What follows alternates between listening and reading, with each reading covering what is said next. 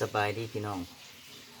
ปองปลายสุขุสุขคนเมื่อนี้มาพบพอกับบ่าวคอนสวรรค์คนบ้านนอกนี่แหละพี่น้องเมื่อนี้บ่าวคอนสวรรค์มาสิมาต้มปลาคอพี่น้องต้มปลาคอน้อยเนาะพี่น้องเนาะแต่ว่าหั่นเรียบร้อยแล้วพี่น้องต้มปลาคอน้อยก็การต้มปลาคอน้อยเนี่ยมีปลาคอเนาะพี่น้องมีหัวสิไข่หัวคาแล้วก็พริกแล้วก็หัวกระเทียมเนาะพี่น้องใบมะกรูดแล้วก็หอมบัวเนาะหอมบัวเริ่มเลยบ่เนี่ยพี่น้องก่อนอื่นใส่หัวกระเทียมหัวกระเทียมพร้อมแล้วก็หัวสิไข่พร้อมเนาะไปนำกันนะพริกไปเลย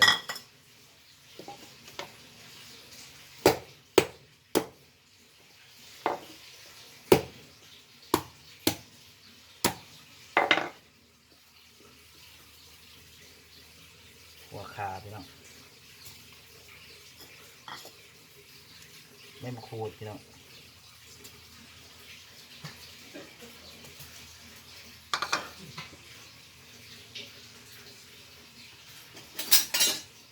หมักพริก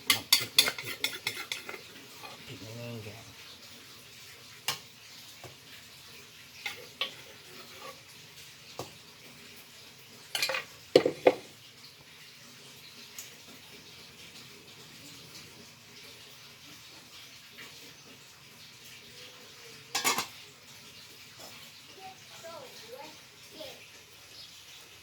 หม้อฟดแล้วพี่น้องหม้อเดือดแล้ว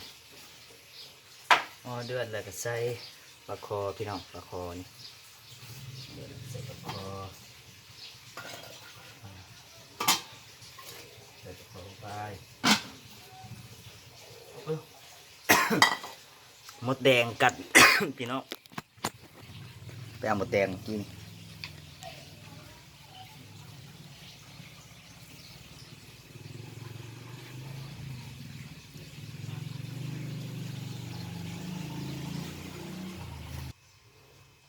ใส่เกลือพี่น้อง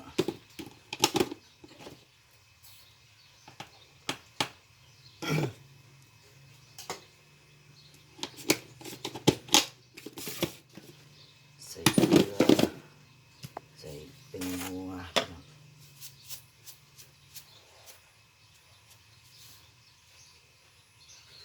ใส่เป็นนัวแล้ว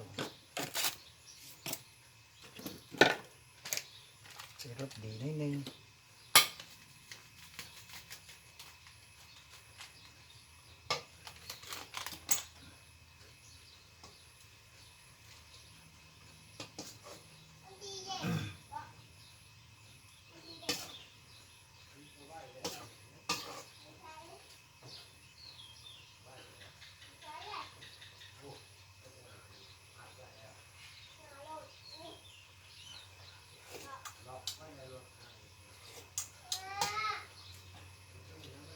โก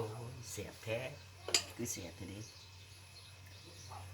ยังผสมปันใดพี่น้องสมใจ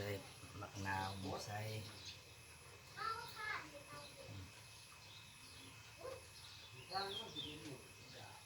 มะขามก็มีหักหมูใส่พี่น้องมะนาวใส่นี่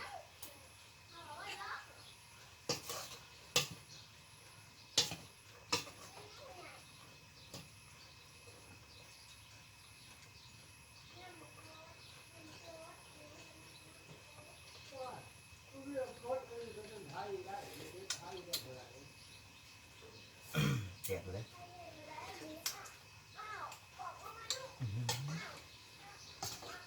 เสียบพี่น้องหลังจากนั้นเราก็พักพ้อนแบบนี้สุกแล้วพี่น้อง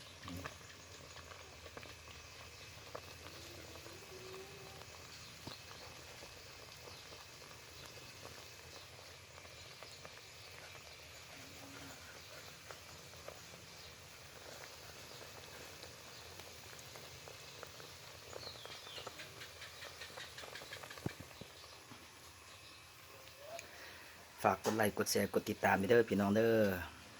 มื้อนี้ก็มีแต่ได้สำนี้แหละพี่น้องบ๊ายบาย